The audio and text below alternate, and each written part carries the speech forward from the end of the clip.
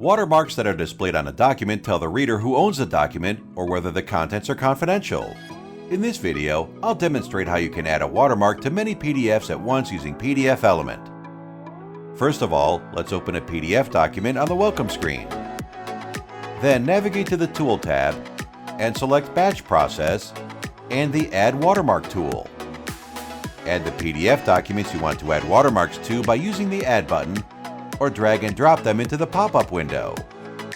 Now you can choose the former template or click the plus icon to add a watermark. To create a new watermark, you can select a watermark source file such as text, image, and PDF. With the pop-up window, you can set general information, appearance, and position as needed. Click the Save button when the process is complete.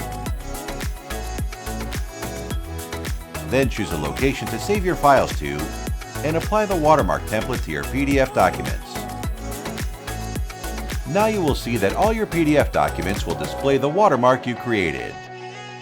If you found this tutorial helpful, please don't forget to like the video and subscribe to our channel. Click the link in the description to try out PDFelement for free today.